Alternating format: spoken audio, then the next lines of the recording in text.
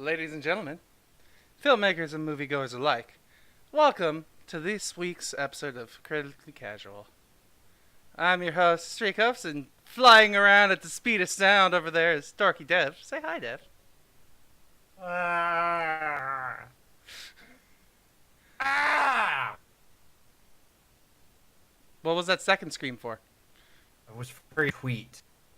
Oh, for the tweet, yes. I thought the tweet was funny. But okay, there are far better ways you could have phrased that. Of course. But it makes us look bad. What? Okay, one thing. I don't know if it's my internet or yours, but we're getting really staticky here. I've heard it. So disconnect, reconnect. Disconnect, reconnect? Alright, we'll be right back. Right.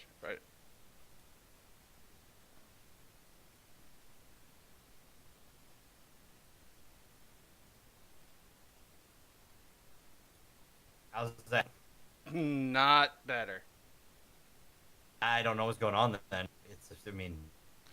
Is it your noise gate? Are you being cut out due to the sound? You're staticky for me too, Okay. so not just me. I just said that before we had a call if you would listen to me. Nope, not at all. I never listened to you. Well, this is a fine pickle we're in. Discord just working right now? I don't know.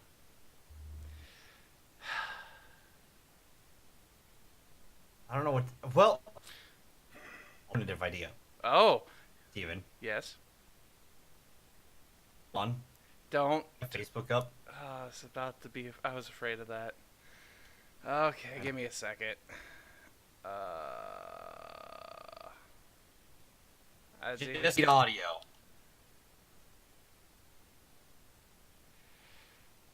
Jesus Christ. Here we go. Okay, I'm here. Okay. I'm muting here. Hello? You're much quieter. Okay. But does it... Wait, is it using my right mic? Hold on. I don't think it is. Not. It's not at all. Holy crap. What are these settings on here? I'm Why actually. is that my... Oh, that sounds better, right? Yeah, it's fine. How do I sound? Is it terrible? No, you sound fine-ish. It was set to... It defaulted to a fucking webcam mic. Microphone, regular old. Anyways, Okay. is this audio quality gonna be all right? Can you make it louder? I don't know. I can't change that, can I? I don't know. Volume. Well, unless is this better? I can't hear you at all right now. Okay, so is this better? Yes. Okay. It's as good as we're gonna get, Steven. That's fine. It's something. I'm just surprised that Facebook's audio and Discord's video are syncing up perfectly fine. Right? They have the same amount of latency. So, we are somehow extremely lucky. And let's move on. Hi, everybody. Welcome to this week's episode of Critically Casual. My only fear at this point is your computer's doing more than it normally does. Oh, it'll be fine. I spent a Will lot it? of money on this. If it fails me, I'm gonna be pissed. Wait, did you do anything to make it better? Not recently, but I bought a really expensive computer. It should be fine. Yeah, I know, but I'm making more jokes to the latency that happens from time to time on your end. No, I get you. Internet sucks here. That's what I was more referring to. Okay. Hi, everyone. Welcome to this week's bicker session of Critically Casual. We're not bickering. I'm just making a joke off of things. We're talking about heroines, superheroines to be specific, and talking about Elektra and Captain Marvel. Wow, that took us a good solid 7 minutes of Why was it after we started the show that it started doing that? Because we had been talking for a while too. I don't know. I give up on trying to understand how things work. But here we are, right now, and we're talking about Elektra. We're hopping right in, Dev. We're talking about Oh, anything yeah, else. hopping into Elektra's movie. Awesome. Yeah, like she just leaps into battle without Dude. thinking. Oh, God. I knew this one was going to be rough. I agree. Yes. Part of me realizes that this one isn't even the worst of the 90s to early 2000s superhero films. In all honesty, it's not even close to the worst. No, not at all. But it is 100% 90s, early 2000s superhero film. To me, I was watching it and I was like, okay, I feel like I'm watching. Like, this movie was an hour 45 minutes long. How long would it be with half of the. 38. Yeah. How long would it be without half the slow motion? Like, let's put this all up to normal speed. Um. And then let's, like, I don't know. It's just, let's make the dialogue a little better. Let's make the action look nicer. Let's make the graphics good. And then let's make the enemies actually not be dumb. And yeah. What was one of them, too? Like, What? not to spoil anything, because there's, like, you have your main ninja dude who shows up, who has, like, his own little group. What the fuck does one of them do? Because, like, all of them have powers except one. Yeah, the guy with that walked in with the coin. Yeah. Yeah, I was thinking about that. He's probably like, my assumption is I think her name is Ty Lee in Avatar. The super acrobatic chick in the Bad Girls. Yeah, but at the same time, I bet that's his superpower. that's not even a superpower, because it's just, ugh. It reminds me how far superheroes have come. Yeah. But again, it's like, if you want to rewatch through 90s superhero films, this isn't the worst one to watch. Yeah, like when we talked about initially watching this movie, we kind of gave it a really bad, like, oh, this is gonna be garbage, ha ha ha. And It was far better than I remember it being. yeah, I can agree with that. It was better than I remember it being, but also there were plenty of moments when I laughed when I should have been crying, or like I laughed when this movie was just a joke, really. But it was not a bad joke at the same time. Like It was an entertaining joke. Yeah. I'll say that. Like they couldn't manage their tone, I feel, in this movie. Like, and the story was ultimately fine, but it was not well put together. Like, it was loosely connected and a lot of coincidences. Hi, Chasing. You can't have a loosely put together cinematic universe. I don't know what you're talking about. Because this is technically a sequel to Daredevil, or a spin-off from Daredevil. Which, by the way, I went to look it up. Mhm. Stick wasn't in Daredevil. Stick wasn't in Daredevil. No. Which just throws me off in my brain. Like, because I could have sworn watching the original Daredevil movie that Stick was in it, but he's not. And now I'm more, like, confused than ever about what did I see back then, you know? Yeah, okay. So does that mean next week we have to change one of our movies and watch the original Daredevil? God, no. Uh-uh. No? You don't want Unless to? we're watching the director's cut, and still no, I'd rather watch Mad Max. Okay. Mad Max and Mad Max. Oh, yeah. Okay. So, But, like, it's just, this film is definitely a product of its time. yes. Yes. Back when things were cool. No, no. No. Back when, like, 2000s, or, like, late 90s, early 2000s was a rough era for movies. Mm-hmm. And this is on the tail end of that roughness. This is when people started learning, hey, we can put computers into things. And, like, we can start making graphics look kind of okay. So they're like, let's see what we can do. And thank goodness they did it then, because if we were doing that now, I'd be really upset. We wouldn't have Thanos if it wasn't for Elektra. Mm-hmm. There we go. Sympathy points right there. All joking aside, it's definitely not the worst movie we've ever seen on the show. Like, if we want to compare it to another product of the times that we've watched recently-ish, Catwoman is a far worse product than this. Oh God, yeah, Catwoman is. And that's not saying this is just it's very middle of the road, even for the 2000s. Mhm. So Like, for me, it was like I would 100% agree with everything you're saying. It just didn't have anything fun to look at really either, and like I like the cinematography of things, and the moments in this movie are just silly and dumb. They're like I was sitting there watching this like parts of the film, and I was like, wait, what? That's it? Okay. Cool. Like the coolest scene is like when the ninja and Elektra do their thing, when they first meet up. And- Kirigi. Kirigi, yeah. When Kirigi, I think they said. hang on, I'm at the wrong. Kirigi.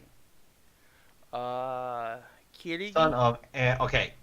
Can I? It's not really a spoiler, but there was one moment that I nearly busted up laughing. Master Roshi. Yes, thank God you got it. Yeah. Immediately, my voice, I wanted to go, "Hey there, Goku! Hey, Bulma!" Like Go! I honestly did my best like Yajirobe impression at that time, and I was like, I can't do it now because my throat hurts, but you know, God damn. As soon as Master Roshi was said, my brain went Dragon Ball. Yeah, I did the same thing. I just, oh God. It was such instinct. I'm glad that you knew exactly what I was talking about when I. You dare question Master Roshi? Or, yeah. You dare question Master Roshi? Yes, I do. Why is he Master Roshi? What came first? Oh, Jesus.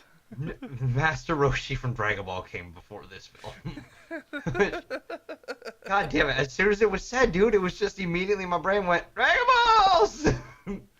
And then you're like, man, I wish I was watching that over this.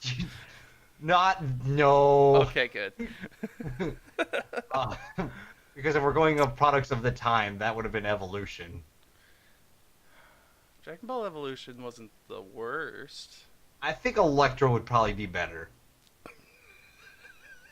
That's saying something. Just go. Yeah, because they don't butcher as much, if that makes sense. No, I get you. But we're going to go off on a tangent if we go into this. Yeah, let's not go too dive. I'm actually going to save us from the tangent of that. But no, like, all in all, it's not the worst film ever made. It's, it's gimmicky, it's 2000s, it's there.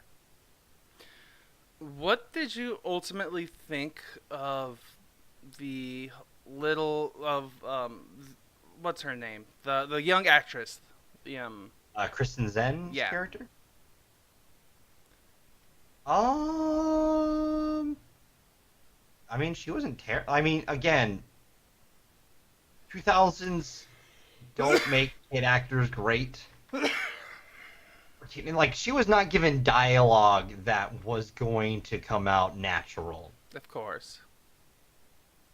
No one in this film was. Like, ever.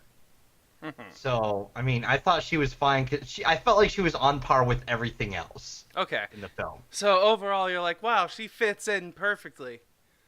Nice. Pretty much. Like, I don't see much more she could have done. Even like Jennifer Garner, who's a well-known actress, she can act, she does well. Wasn't able to really pull much out of this one. Let's be honest, Steven. There were some moments where even she could say lines like, "I hated every second of that." So. Wait. Chasing. No, no. I was about to say. We're talking about. We were talking about the person who was 13 at the time. Yeah, we're talking about the 13-year-old girl. They're not sexualizing I mean, they might have thrown angles on her a little bit, I'll be honest with you. At the time, she would have been 15. Yeah. However... No. Actually weird. They actually casted someone about the same age. For once, yeah. for a teenager. Because usually you just cast a 20-year-old who looks young. Mm-hmm. But nope, she was an actual age. There you And we go, weren't Chase. talking about Jennifer Garner there. Yeah, Jennifer Garner for sure was mostly eye candy, followed by. I wouldn't even say that, because like they don't even really do the eye candy thing, if that makes sense. Mind you, I do have to say, actual accurate representation of her outfit from the comics? I'd say yes. So, Yeah. For the most part, I don't really. not that it's a great thing, but at the same time, I'm more like, okay. I mean, they kept it. Like, this movie just. Nowadays, know that what- costume would have been okay. But, whatever. I don't know. It's just it's a movie that exists. Yeah. I do have one more question for you, because Okay. I want to bring this up in the next movie, so I feel like I should bring it up in this movie as well. What'd you feel about the music? Like, for me, when I was listening to this movie, or like watching this movie, nothing really stuck out at any point musically. Like, it all just sounded the same, like, droning. I can't even remember it at this like, point, so. yeah, it was just like And the I same literally rhythm. just watched it an hour ago. Yeah, So, like, there we go. That's all I really wanted. That's all I wanted to bring up, because I'm going to talk about the next movie's music as well. And I want to start talking about it more, because music really does a lot in these movies and these scenes, especially with me, because I get teary-eyed when I hear music go, "Ah!" and I'm like, oh god. Okay, whatever. But music really helps, and in this movie it didn't do much. So in the next movie, when I talk about it, it all will make sense. Yeah. fair enough. No, like, all in all, it's just a very standard middle-of-the-road movie. Okay. That's really all I can say. Like, if I had to rate it out of with popcorns, I'd have to give it just a solid, like, 4.5 area. Like, it's literally just down the middle. Yeah, I would also have to give it like a. I'm sticking more towards a 4. In all honesty, it's. So no matter what, it's a 4.5. Yeah, it just exists. It's there. It's not bad. There's a lot better. Like the next film, it's quite a bit better. Yeah, but it's it's there. It exists. So You could watch you ever it wanna- maybe like, once. If you ever want to see products of the time, it's literally perfect for it. It's literally the perfect representation of products of the time. All right, there we go. Awesome. Quick yawn. And then into the next movie. All right. So, next movie, Captain Marvel. Yeah, The girl with the flaming mohawk. and flaming punches. Yeah. And flaming everything. Like, dude, okay. Can I do a breakdown without spoilers real quick? Go for it. Do your best. Really good summary. I will. It is essentially like it's an entertaining origin story which doesn't do anything too far out of the norm for Marvel, which at this point with origin stories isn't a terrible thing because origin stories you need to make sure those are kind of formulaic to kind of lay down the groundwork for what you want to do with them in the future, because then you can do even more kind of crazier stuff with them.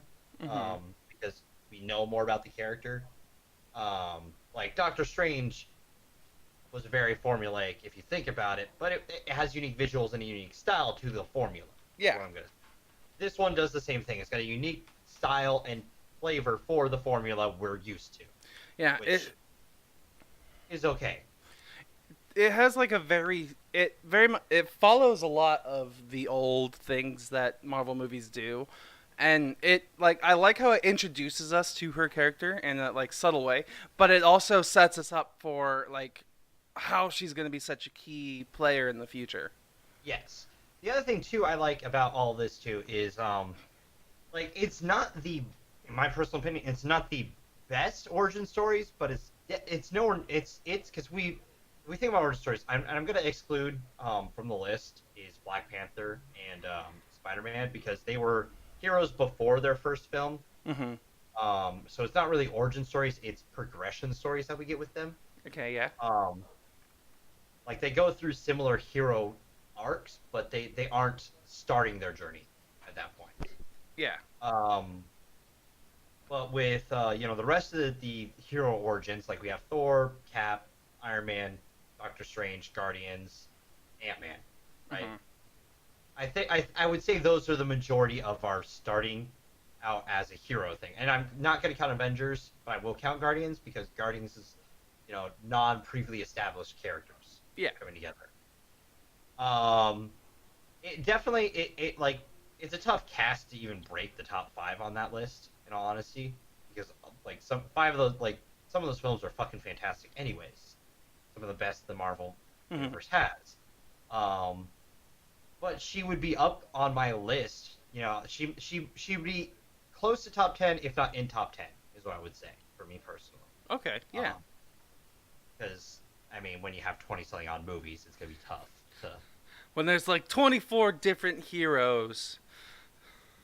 It's tough to break up there, but like her film would like over all Marvel films is up there for me. And it doesn't. And they do some cool stuff that like even I didn't see coming before going into the theaters due to the fact that like they do stuff that's different from the comic versions of things. Yeah. Which I appreciate because it does show Marvel's not afraid to change things up still, like changing what happens, compared to comics to this, so that we are also kept on our toes.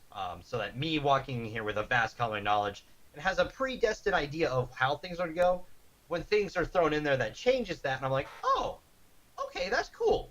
Like, and as long as it's done, executed well and makes sense for the universe itself, and they keep up some of the cool continuity. It's not really a spoiler, but the Krees in this, and seeing the progression of what the Kree ships were in the '90s to what they look like in Guardians, feels like natural progression for them. Like you see essentially like, and the warp points are in it. Like they do things that feel like natural progression for the universe as a whole as well. Yeah. So I need 1 second. okay. Like, I realized there's a pet locked in my room and they're desperately trying to escape. So. Fun. Steven's holding hostages. Call 911. We need people to get that cat out. Hurry, go. I don't know if he's gonna get back.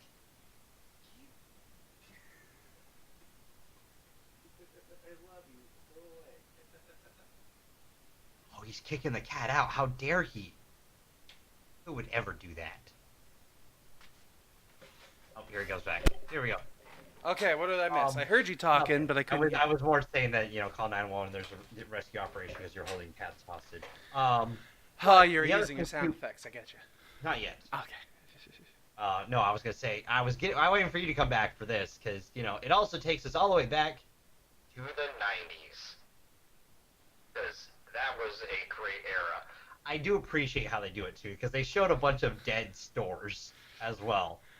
And I'm not gonna spoil one of the. If you watch the trailers, you know the first one, but the second one was also hilarious because they show it. And I'm just like, damn. And two, some of the stuff that they kept from the comics was stuff that I really was happy they kept too. Yeah. There was one key detail I would talk about in spoilers that was so needed, and they kept it, and it made me the happiest motherfucker in the world. But yeah, essentially, like, if you love the Marvel Cinematic Universe, you want to see something slightly different with the formula for origin stories, another spin on it with a new hero, and some good setup for future Endgame stuff, this is a film for you. If you like Marvel films, you're going to like this one. It may not be your top tier list, but it's still going to be enjoyable, and you're going to have fun with it, so... In my opinion of this film, I had fun with it. It was good to watch. But at the same time, it was also kind of hard to watch for moments. Like the opening bit of, there's a lot of verbal harassment thrown at our main character early on. And to me, that was the hardest part of the film to watch. But other than that, it was... Well, because you don't want to see her go through that, or... Well... maybe that. Maybe it was just like, oh, why am I listening to this? And me and my delicate millennial ears. It's just to show that she's always got someone telling her how to do things and she wants to do herself. I think. But she has a problem with authority. Yeah. But no, and I'll also say, since you want to bring up music, I will say the music is pretty good throughout it. They have some good throwbacks in there. They do. Which are great. There was one moment, and I'll get into it more in spoilers, where the music didn't feel necessary. I think I know the song you're talking about. But it still worked, and it was still enjoyable. The scene itself. Yeah. Just the music wasn't exactly needed for the moment. Mm-hmm. But all in all, it's a good film, and I thoroughly enjoyed myself still, because there was a lot of stuff, and there was some good callbacks for Nick and Coulson in there too. So yeah, good stuff. Yeah, this was definitely cool. I liked how the characters learn and adapted through the movie. I loved seeing Nick Fury's early progression and how things were told. When we get into spoilers, there's one part in there that I wish they didn't have. You probably know exactly the one I'm talking about because you know how I judge movies by now. You lagged out for a second. What? You lagged out for a second for me. Okay, yeah, your video is not moving at all on my side, so. Weird, you're lagging out in and out for me right now. Oh, Jesus.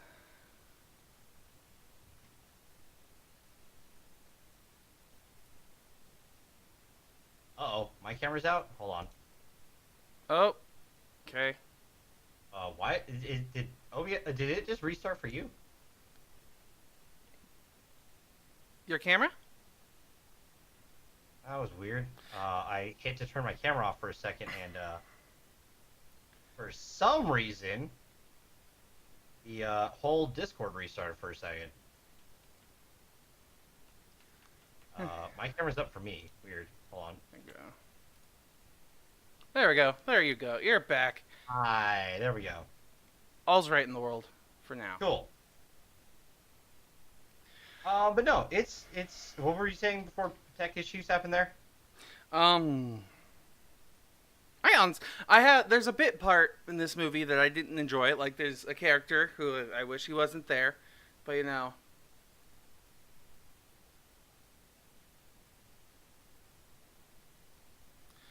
And, I mean, if you got a problem with the film and you're just gonna come in to talk shit about it, then, like... I didn't even see what the first message was. So, I have no clue what's going on. Either way. Jesus Christ.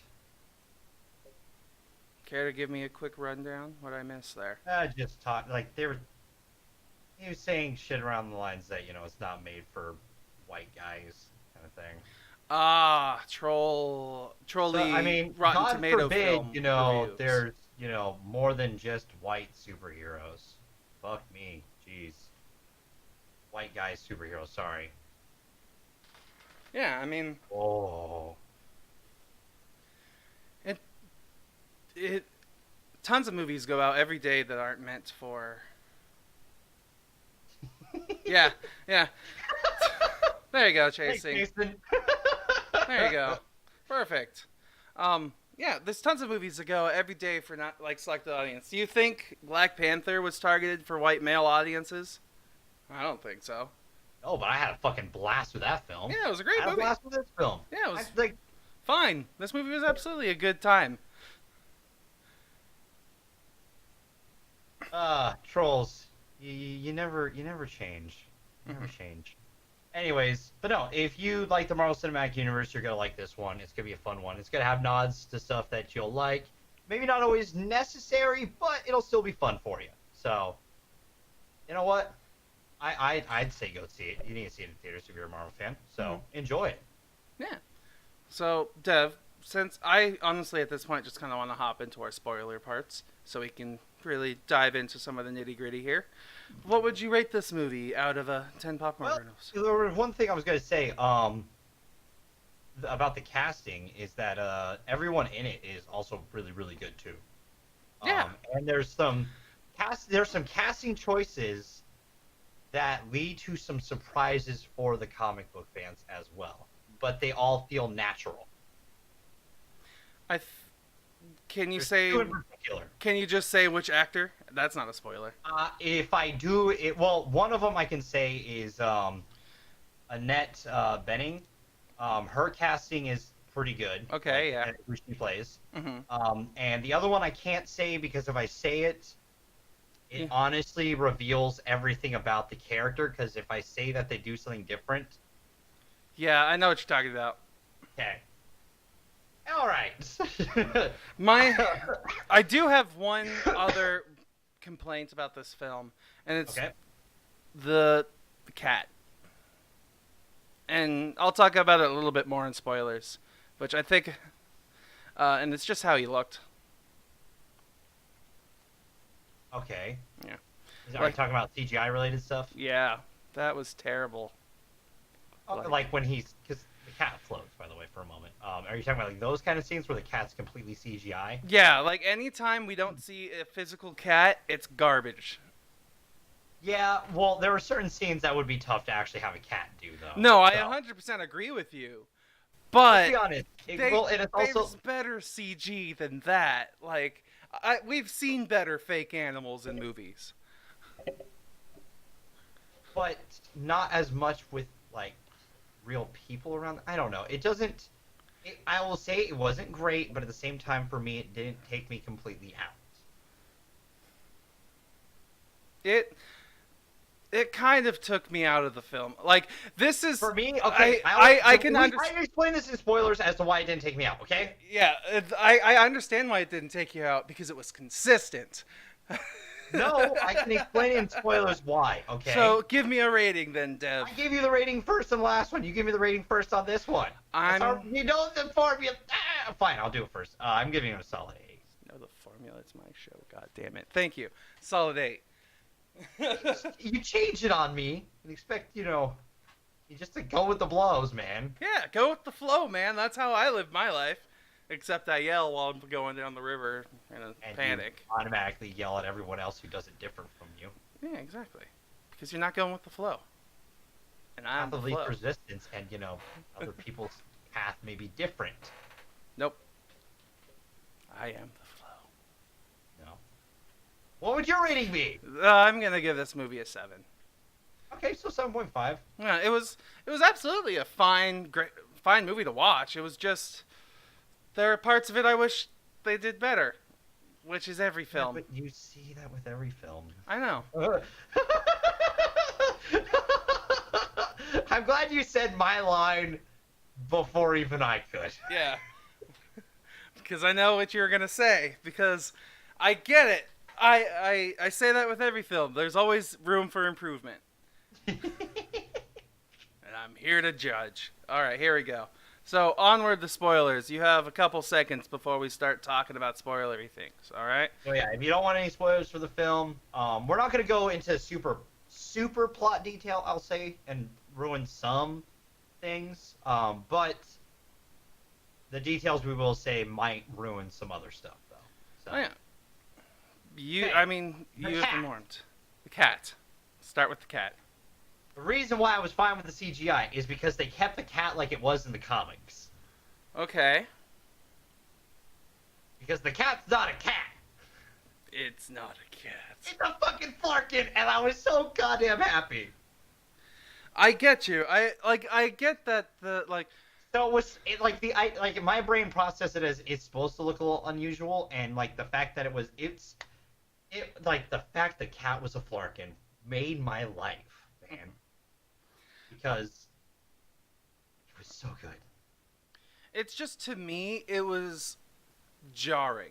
Where you get to see that's fair. actual real life cat, and then suddenly nothing's changed except it's completely CG. And it's really It only has- one scene of a CGI cat that it looks wrong. Because there's one scene earlier where the cat's CGI, but the way they have it, it works. every time I saw the CGI cat, I knew it was a CGI cat, and that bugged me. Like even like Are you talking about when it was the scene where they fly off? when they were flying off and it was pressed against the back, I knew it was a CGI cat. When it was transitioning back into landing, I saw exactly when they showed it and it turned into a normal cat. When it was floating through the air upside down and all you see was its head as it meowed, I could tell that that was a CGI cat. Like anytime they picked up the cat and something was was about to do anything, I could tell it was a CGI cat. Like it was just so out of place for me. How the fuck do you make a cat that has tentacles come out of its mouth look natural, Steven? There's so much better CGI. Like, I don't know what you could do. They can do the technology. Essentially, that thing has the fucking that cat has one of those things from Force Awakens inside its mouth at all times. It's got a pocket dimension inside of it. Yes, I get that. I've seen reviews of the comics. I do minor research now. Tentacles. Yes. Not like that, Jason. It's hentai No. kitty. No, it is not. You do not want those tentacles anywhere near you because It's you'll be hentai eaten and vor put into kitty. a fucking... Shut the fuck up. But no, the cat is fucking fantastic, and I hate you for attacking it because that is the best thing ever. It was super cute, but I hated it at the same time. Like when it was a cat and Nick Fury was fangirling over it, I'd be doing the same thing. Be like, oh my god, you're super cute. I fangirl over it after even it started turning into a Flarkin. When it was doing the tentacle stuff too, cool, that was interesting. When you could see the shadow of the cat, like that was cool. The shadow of the cat, of the fake cat, looked far better than the actual cat because it makes sense. There's only one color, but like the tentacle going around and like smashing people and then dragging the bodies across, that was kind of okay. But it's because I didn't see the actual cat. The tentacles looked fine. The cat looked garbage. The fact you're attacking a cat angers me. Okay. I'm a cat lover, But damn we it. digress. We're going to argue about this all day. Okay. Ben Mendelsohn Ben Mendelsohn, yes. was such a pleasant surprise in this film. I kind of agree with you. I was like, oh great, we have another typecasted Ben Mendelsohn role. But he wasn't! And I didn't see it coming, Steven! I didn't There was either, no way. honestly. Chris, I know a lot about the Kree Scroll War, okay, in comics, and they changed the book on it in this one, which is a delight because it could have been boring just to do another Secret Invasion story arc and just have the Skrulls be like the more evil out of the two, all that fun stuff. But instead, they're just refugees trying to get away because the Kree are, despite being honorable warriors, they are also fucking vile dickheads. Yeah. Like that's the whole group that Ronan was part of. He's pretty much like, you guys just do the vile shit for us. So, like to have that kind of twist on it kept people like myself who know a lot about this intrigued because it was like, oh, this is different, but in a way that makes sense, and with it also made his character, even if he's done some bad things and they go over it, he's got a reason to because he's trying to save his family, he's trying to save his people, you know. Mm-hmm. And it makes him relatable. It's the most in-depth Ben Mendelsohn character we've gotten. Right? I agree. And he got to really let loose as the Skrull too. Like that was funny. Mm-hmm. Like, there were some great goddamn moments with him. Like once we stop seeing him as the villain and start seeing him as like the misunderstood person, his demeanor, like how he carries himself, completely changes, and I love it. But not unnaturally. It's almost like that's how he is all the time. But he's got to put on the face to do what he does. Mm-hmm. So it works.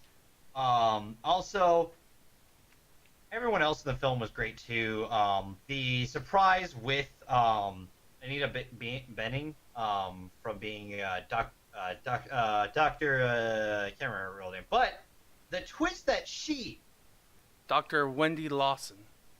Yeah, Dr. Lawson was really Marvel. Was Yeah. as soon as they said that, I was like they're like, she's Kree. I was like, oh, and like the gears slowly started to turn, but I didn't process it yet because I was like, maybe someone else is. Who knows? This could be it. This could be Marvel. And suddenly but surely, it happened. I'm like, okay, that felt like a natural way to introduce Marvel Mm-hmm. to the universe too. Like, the last thing I heard before watching this movie was people thought Jude Law was going to be Marvel.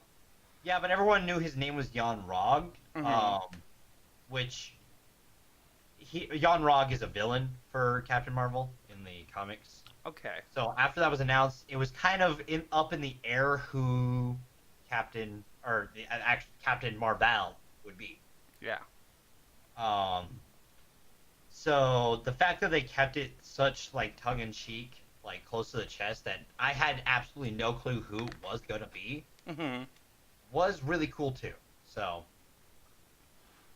I don't know, like they kept it in a way that like stayed true to the character, or in all honesty improved the character, because like in all honesty some of her earlier comics makes things are not good.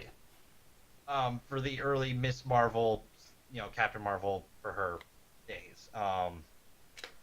They don't do some stuff that nowadays you'd be like, what the fuck is wrong with you? Yeah. But at the same time, like, this movie improves upon it. They change stuff up that some people have been like, that shouldn't have been changed, but in this film it works. I don't know. It's just the entire time, and everything they did for this, in my opinion, doesn't go against the comics. It's a true idea of a true attempt at an adaptation, if that makes sense. Mm-hmm. I liked the message that this like movie overall set, and it was fine. Like, but I do want to talk about one more real key thing that bugged me was the music with That fight? the fight scene. That like I was sitting there in the film and that music started playing. It's like, this does not fit the tone of this what's happening right now. Like, I understand that Marvel movies nowadays want to throw in the pop culture songs during the fights because that's what's formulaic and what people like, but it just didn't fit they in this lean instance. too heavily into their Guardian side. Yeah. Like, it worked well in Thor. Like, It what didn't was the work song? well here. Just a Girl, I think it was, by No Doubt. Yeah, I don't know. It didn't. I don't want to say it wasn't punchy enough, but it didn't flow with the fight itself. No. It stuck out. It really did. If they stuck with Go ahead. It did stick out, yeah. If they stuck with the music that happened in the scene just before, like when she is breaking out of the Central Intelligence, and like the triumphant music as she breaks free from her whatever's holding her back, like that music is really awesome. And if they just kept that going, like just started it off but a little bit quieter and then went the build up again, I would have loved that so much better. But for some reason, they just had to have this pop song in here. Well, not a pop song, but they just had to have. I this mean, there was also callback. one song that came up that threw me off for a second, but just because of how much of a meme song it is, but it made sense given the scene. Is "Don't Go Chasing Waterfalls" comes on the radio in the car, and I heard it. I'm like, all right, I'll give you that. Well done. I can't fault you for throwing that one on the radio during a time that it would actually be on the radio during a car ride. They just I fucking hate you for it. They had the opportunity and they went with it. I hate you for it, but I couldn't help but in my brain it was going, "Don't go chasing waterfalls." Like, just that beat going through my brain the rest after the scene. I was like, motherfuckers. I'm chasing waterfalls now, damn it. But all in all, like, I really appreciated the twists on the story stuff. Like stuff that was from the comics that was changed. It kept me on the edge of my seat. Mm-hmm. Because if you keep someone like me who throughout his adolescence has made sure he keeps up to date with pretty much every hero he enjoys. And that also means that he gets to, because he's keeping up with those heroes, they interact with other heroes. I learn about those heroes, and yada yada. My expansion of knowledge about heroes expands exponentially after a certain point, right? Mm-hmm. So keeping someone like me on my toes about what's gonna happen, I appreciate.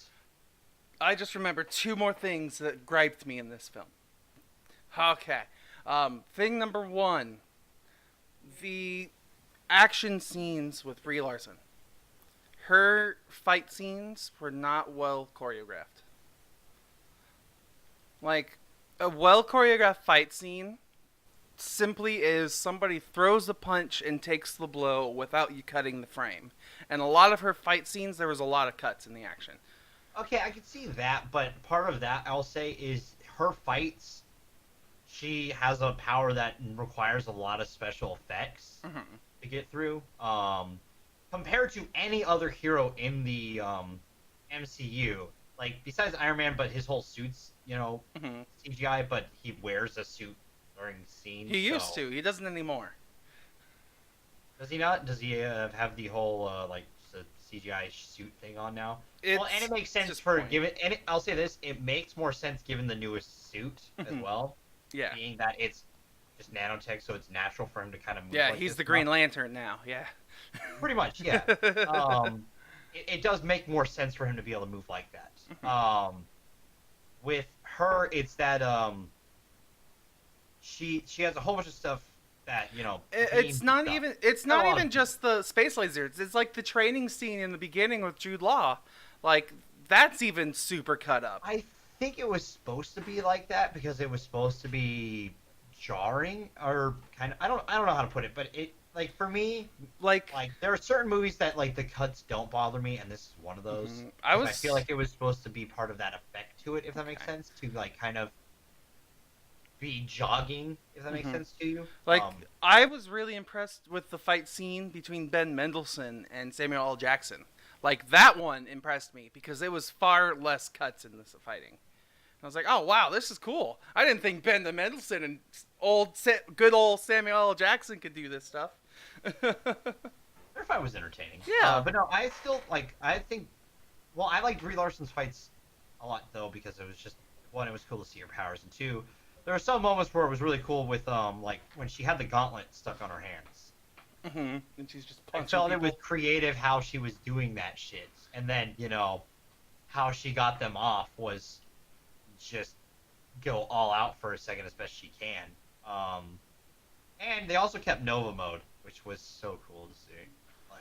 Like, just seeing her tear through Kree after she's able to unlock that, like, tear through the ships, and then just kind of going like, later. Yeah, I want to talk to you about that. Thank you for segueing. I hated Ronan the Accuser. He was unnecessary. 100%. Yes, I thought he might get used a little bit more. Yes, I'm Ronan the Accuser, and I'm here to intimidate you. I'm here as Ronan the Accuser, and now I'm gonna run away. That's what it was. Yes. That's it. I hate it. I can agree. If they needed to cut anything, Ronan the Accuser may be the only thing that needed to be cut. Because, Koroth felt naturally in the movie. Yes. Because he's the guy from Guardians of the Galaxy says, "Who?" So he felt natural, though. Like, he didn't feel like he was just thrown in there to be in there. He felt like someone who would be part of Star Force. Yeah, Koroth felt real. Ronan just felt, I am here to tie things together more. I don't know. Was this even the same Ronan actor? Yes, it was. Because it didn't look the same. But they changed. It might have been the lines and stuff. They changed the lines on his face. That's the whole reason why he looks way younger without those. Not to say that he's an old either. He's only he was only born in '79. But he was in Lord of the Rings too. He was one of the white elves. Yeah. Okay. But like he just I don't know. It did like if he did more, it would have felt If better. he act like, I would have loved to see Ronan be the one who have captured Captain Marvel and turned her into Jude Law, and then he's starting to go through a rampage through the town or wherever to try and find the other scroll, and then she unlocks her powers, beats out Jude Law, then beats up Ronan, who then runs away. That would have been fine for me. Yeah, but also I'll say this: it doesn't feel entirely out of character for Ronan to just sit there and have things happen and then do something. You know what I mean? Yeah, like I liked the thing I liked was, let's get back to the jump point. That was the best part of Ronan being there. Like, just looking like, yeah, we're fucked But that here. could have been any other accuser. Yes! Is the problem. Yes! I will say, it was the only thing I thought they would do a little bit more with him. Would have made it a little bit more interesting. Thank you for agreeing with me for once. Well, no, I will agree when something's just thrown in to be thrown in, it's a little unnecessary. Like, small cameos, cool and all. Oh, actually, speaking of cameos. He has to be relevant in Endgame. That's probably what it is. Maybe? He's coming And back. Talk to people come back, so, like, including, like, Yondu and stuff, so maybe. But the Marvel logo at the start. Oh, yeah. The amount of fucking fuels. That... They didn't just use cameos from Stan Lee. They used shots like him and Robert Downey Jr. shaking hands, stuff that he's done as well. Yeah, like, I honestly sat there and was like, way to make me cry in the opening, not even the opening scene of the movie. Fuck you guys. The opening logo. Yeah, I was like... And just, thank you, Stan. Mm-hmm. Not even Stan Lee, just thank you, Stan. I was like, oh. And, you know, I heard someone in my theater say, oh, yeah, they had it in this through CGI. I was like, no, this is actually recorded. Mm-hmm. He had this one and Endgame, Spider-Man, Homecoming, I think 2 more potentially recorded. I think he did a batch of 6 like a month before he passed. Yeah, but they're cutting all of his cameos. Like Kevin Feige's confirmed that they're cutting all of his cameos in the future. From here on out? Yeah. Oh, but I was hoping to see them for a while. Nope. But I do want to talk about in the news and wrap-up section about this cameo. Unless we want to talk about it now. But We can talk about it now. okay. Like how the whole like people's minds are turning over the continuity now of Yeah, because he's reading a fucking Mallrat script. yeah, like Which, the only reason he was reading that is because he's Stan Lee, creator of Marvel Comics. he was in Mallrats because he's Stan Lee, creator of Marvel Comics, and Mallrats is about a bunch of comic book nerds who idolize comic book heroes. So, and in Mallrats, he goes up and he says, yes, I invented Spider-Man and Doctor Strange and like Iron Man and stuff like that. So, if he invented them, like, I think I read an interview somewhere where Kevin Feige said Stan Lee is above all, and we're just in his world. So like I think I read that somewhere, but otherwise it just completely, it's like, how is Mallrats set in the same world as where Iron Man and all these people exist, but they're in love with comic book listen, heroes? I have an idea. Okay. In this universe, Stan Lee creates DC. Blasphemy! That would actually make DC movies okay. In the future, and whatever Marvel Studios equivalent would be, would Dark Horse? Because Marvel doesn't exist. I'm just imagining now, like a Batman movie directed by Stan Lee that Iron Man goes and sees in his retirement, like with Pepper and his whatever child he has. Taking their son Peter Parker to the movies. And there's a Stan Lee cameo in a Batman film. He plays Alfred. Oh God, here we go. Well, no, in my opinion, it was such a good nod to his history. So, I like the subtle smile that we got to see from her too. Like, look That down, was perfect. smiles. You know they reshot that just so that they could do that Mhm. right there too. Yeah, that was definitely a reshoot. They probably would have, like she probably saw him and just went and just kept going Mm-hmm. the original, but the smile felt like, Oh. yeah, it's just it gave me that moment of, "They'll miss you, Stan." Mm-hmm. So Yeah. if it's the last one, it's subtle and it's shorter, but it's still good, and we still have such a collection of Stan Lee moments that will go on forever. So Yeah. including one of Steven's favorites. I wear them front. I wear them back. I wear them. I'm just kidding. No, I was gonna talk about I'm Teen kidding. Titans Go to the movies. Yeah, no.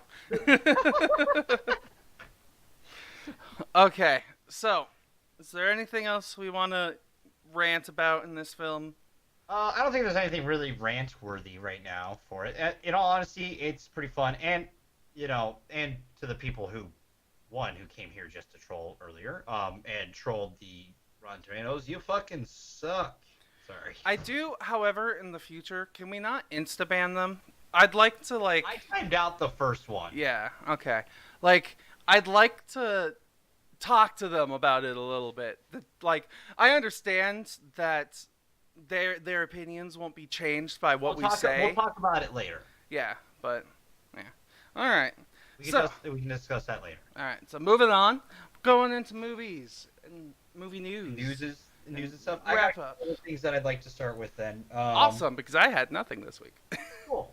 We didn't talk about it last week, but Jessica Jones and Punisher will be ending after their next seasons, I think. I thought we talked about that a while ago. Did we? Yeah. I thought we talked about the other. No, we talked about all of them being gone now. Did we? I don't know. I don't remember talking about Either way, we could talk about it again. But that does tie into the next thing. Arrow is officially going to be ending. Okay. Because essentially how it looks is, so they're going to finish out season 7 and do a 10-episode season 8. So an abridged season is what they're called. To end Arrow, which lines up about when the major Arrowverse crossover happens. But it does feel like a natural ending point to do that. And for the Marvel stuff chasing, all of that will probably end up over on DC Plus or Disney Plus. So they'll probably all get shows at some point, or through Fox. Maybe they'll get movies. That's the thing they can do. They can put those kind of style films through Fox Studios. Yep. That's probably what they're going to end up doing. So. Because they're grittier. From what I heard, Kevin Feige wants to keep releasing like R-rated Deadpool movies. So. They'd release the universe too, and that works. And you release them through Fox Studio. You keep the Disney brand cleaner. Yep. Because people recognize Fox, and Fox is known to have films like that, so it works. And I'll say, yeah, like Arrow has naturally been winding down. They peaked during season 2, most people say, but they also originally planned only a 5-season arc, because of the flashbacks and stuff like that. So they didn't expect to go past that. So it feels natural to come to an end with it. They have a character that they just introduced this year who could take the slot after with Batwoman. Because like Arrow is essentially the Batman of that universe. So it would be natural to have the darker, grittier character from Gotham itself take that spot for her show. You can have Black Lightning come into the universe officially. But like what they want to do is be able to pass the torches on to like the next set of shows. They want the DC TV Arrowverse to kind of be able to continue on even if one show ends and stuff like that. So it's I'm fine with it because it does like Oliver has come through a lot of stuff in that series, so it does feel like he naturally should have an end to his story. So it's cool, and I mean it's I'm glad they're not just gonna end it after this season. They're gonna finish it with an 8th to kind of close out everything. So they're not gonna leave the loose ends. So I appreciate it. Like Agents of S.H.I.E.L.D. is doing the same thing this season with a shorter, abridged season to close out any loose ends. Sorry, I'm reading something here real fast. Um, but no, I get you. It's a little bit of a shame that they're ending on where they're ending, but they probably won't be gone for too long with Disney's new whatever it's happening, like you said. So, I was talking more about the Arrow stuff. well, I'm sorry, my apologies. um, Also, like I mean, with Arrow too, even if it comes to an end, it was still a good show, and all shows eventually have to come to an end at some Oh point. yeah, and I'd rather them end it sooner rather than later before it becomes just beating a dead horse. Yeah. Like, and that's what they're doing. They're ending it like they've set up a natural progression for Oliver's character to come to an end at this point throughout all the seasons. So it just makes sense. He's gonna retire. Don't worry, he's not gonna die or anything. It's fine. He may die. Who knows? We don't know. But I'm just during the crossover. It's going to be over during the Infinite Crisis event, which during crises, people die. Heroes die in comics. People die in the crisis, and people have died in the crises in the Arrowverse as well. So, like Crisis on Earth X, a few characters don't make it. So, they're not afraid to kill people. I mean, why not? Hey, that's not a bad thing, Marvel. Okay. I did find one piece of news that's kind of funny, but not really super. Well, there's technically two things. But one thing. Tree chasing. Jumanji 3. Heard it? Yeah. Jumanji 3 evolves Karen Gillan's character in a kick-ass way. So what I'm saying here, it's a bunch of publicity that Jumanji 3 is coming out. And the reason I wanted to bring this up is because I recently saw an article or a video of Jack Black and Karen Gillan going around publicizing and promoting Jumanji 3. But he starts teasing her about Avengers Endgame and almost gets her to spoil part of the film. And it's kind of funny to watch. But that's it's cute. Dude, the fact that there is so little information about Endgame out just goes to is a testament to Marvel's ability to keep shit on lock. Well, it's also if you're a Marvel actor or actress or executive or anybody who lives in that huge vein of Hollywood, if anyone finds out that you're the one who spoiled something or leaked anything, you're done. They have such a hold. They have such a hold over like the box office. You may never work for a Marvel film or a Disney film again. Sure, you could work for like a DC damn lie, thing, because Tom Hiddleston, Mark Ruffalo, Tom Holland all still have jobs. A lot of people think those are planned. And Sebastian Stan, all four of them are notorious for accidentally saying shit they shouldn't. That's why Benedict Cumberbatch was put on Tom Holland detail during the entire thing, because he can keep Tom shut. The weird thing, I saw a thing recently. It's if you go back to press reviews of people talking about Doctor Strange and Spider-Man when they're like interviewing with each other. Yeah. Apparently, Spider-Man talks about how Benedict Cumberbatch has a whole bunch of lines about the quantum universe and like a whole bunch of different realms, and he never talks about the quantum universe in Infinity War. So people are starting to think at that time he had spoiled Endgame secrets. Potentially because they were filming at the same time. Yeah. He's like, I have all my lines memorized because my lines are easy. Like Doctor Strange has like weird quantum realm and like all these random things he has to talk about. The quantum realm is Ant-Man. Yeah. Which it could have just been a slip up, but everyone has theorized that the quantum realm is super important to Endgame anyway, since Ant-Man was separated from Infinity War in the first place.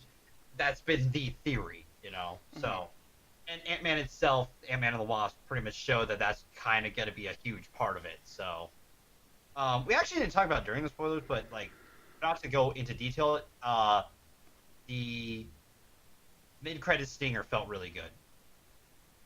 Felt natural. Yes, it did.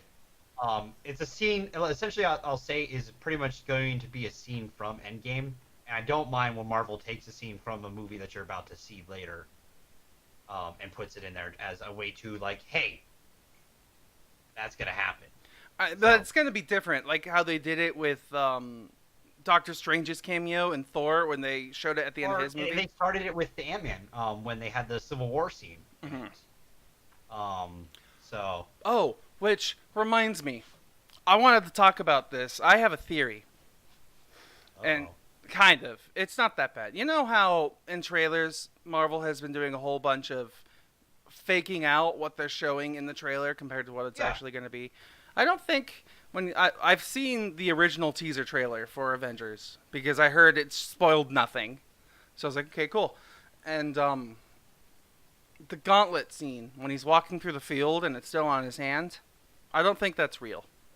That's just me.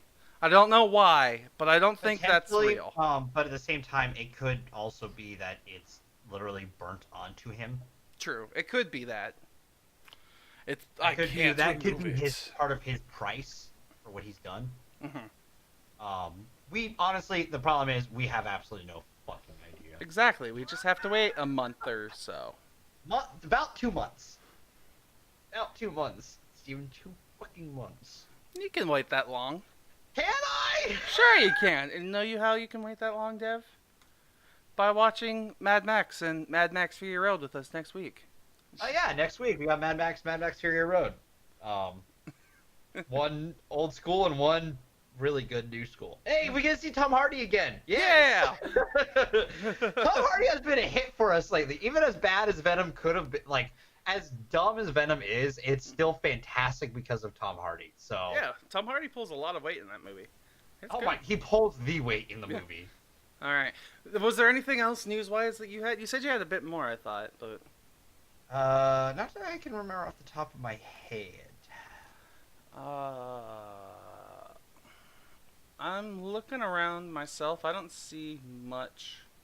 I don't think I had much that popped up in my feed this week. Oh, actually, I had one thing that I want to talk about.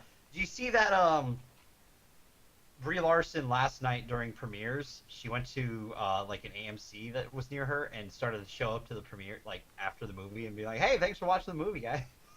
Really? Like just randomly. Oh, all right, cool. Like, could you imagine that? Just going to the theater, watching the film, and all of a sudden the person playing the hero you just watched, like any of them walk in and be like, "Hey, thanks for watching the movie, guys." I'd be like, "What the fuck?" Why are you here? Can I get an autograph? Can I take a picture? But no, I found that really cool. So.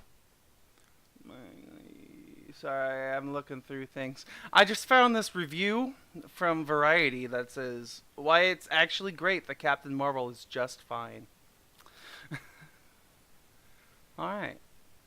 I can agree with that because there's some things that you know the fact that I guess we didn't like in all honesty with Endgame right around the corner. I don't know if anything super heavy-handed would like. No, if this was like another Black Panther, it wouldn't go well. Right before, like it'd be great, but then it would probably undersell the huge emotional points of Endgame. Well, I'd say it also because we're already gonna be depressed as fuck from the get-go in Endgame.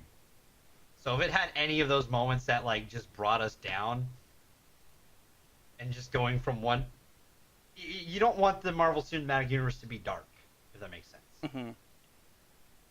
So. Oh, also, I'm looking forward to Shazam. Got to see a podcast with Zachary Levi in it. Ooh. He was on the RT podcast as an afterbit thing that he did with them. So okay. Nice. You got to talk about some of the behind-the-scenes stuff without revealing stuff, but like he seems really confident in it, and I'm looking forward to it too. So I'm hopeful. So I just saw something that I think is really funny. So, a bunch of people, this is from IndieWire.com. According to IndieWire, HBO chief throws shade at Netflix, saying it doesn't have a brand. So, everyone knows the Netflix wars are happening. Started with Steven Spielberg, and now I guess HBO is throwing its hat in the ring, saying that, Netflix is fine, it's just, you can go there to get anything you want. Like, it doesn't have a specific style. Oh, you know what? That's a fair comment from HBO. Like, HBO, you know what you're getting. You know what I mean? You're getting big dramas. He says it's like, It doesn't have a brand. It's just a place you can go get anything. It's like the Encyclopedia Britannica. Like, I mean, he's not half wrong at all. he says, Greenblatt was also complimentary, saying that the service has a great business model when you're trying to reach as many people on the planet as you can, and praises the TV shows Masters of None and Russian Doll. But he says these shows are kind of exciting, but that's just it. It's just got to be really top quality, and they're not really doing that. Well, I mean, they kind of do have, like, Netflix does kind of have a scattershot effect right now with their product. Like, let's be honest, there are a lot of times where I look over what's going on Netflix, I'm like, man, I don't know what half these fucking shows are. So, no, I agree with you. There's a lot of TV going on right now, and Netflix is in a weird place. I remember just a year ago, almost at this point, where I hated Netflix. Now I'm kind of like, there's good stuff on Netflix now. I'm actually surprised there's good things that they show, but there's still a lot of garbage. not a year ago, you were really pissed off because the 2 films we watched were... Steaming hot piles of garbage. Wow, you called Bright a steaming hot pile of garbage. Well, Wow. Bright was okay. But the other Netflix films are a steaming hot pile of garbage. Well, we only watched one other one during that time, which wasn't a steaming hot pile of garbage, good sir. What was Paradox was all right. What did I rate that? Like a 5 or 6? Again, all right.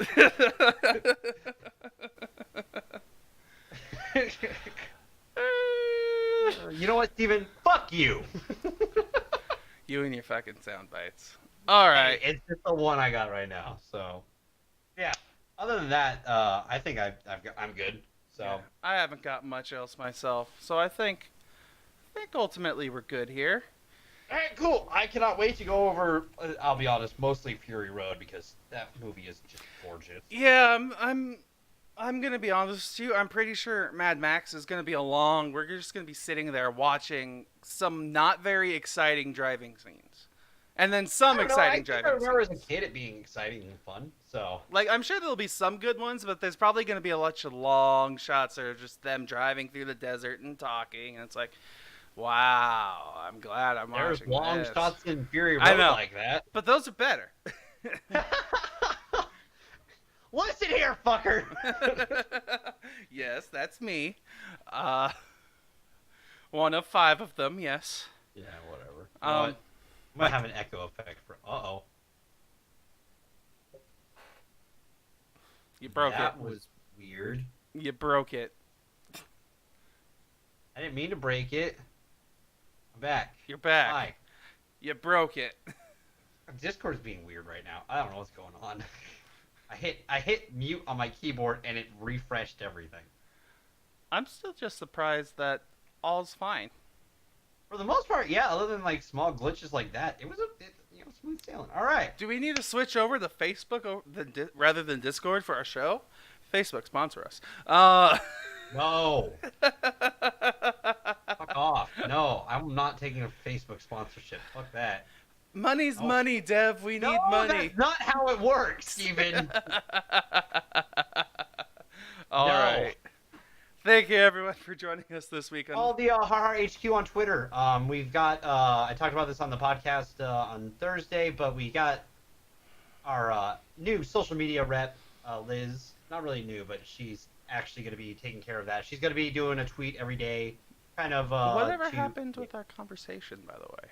I sent that to her. I think she made the joke that she said there. I should have told her to make sure to add the image. But Yeah. we're we're just starting out with this. We're gonna try to be more engaging on Twitter to make it more entertaining. So she's helping out with that. So follow us there. She's gonna try to tweet daily with something that's not involved with the podcast itself, obviously. I actually also promised myself to start uploading our YouTube videos and stuff, like, to YouTube. Like, so in about, I think on Tuesday, this should be up on YouTube. I hope. All of it. All of Critically Casual. Not all of Critically Casual. At least this one for sure. Like, I need to start somewhere.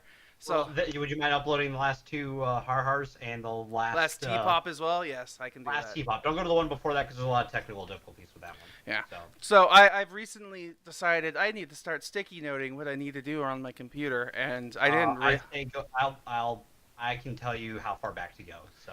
Okay, yeah. I'm looking around here, and I was like, oh, this is fine. 1 sticky note, 2 sticky note. Like, my whole TV is covered in sticky notes now. Like, I have Fair. a lot to do. All right. Well, other than that, follow us on our Twitters and stuff.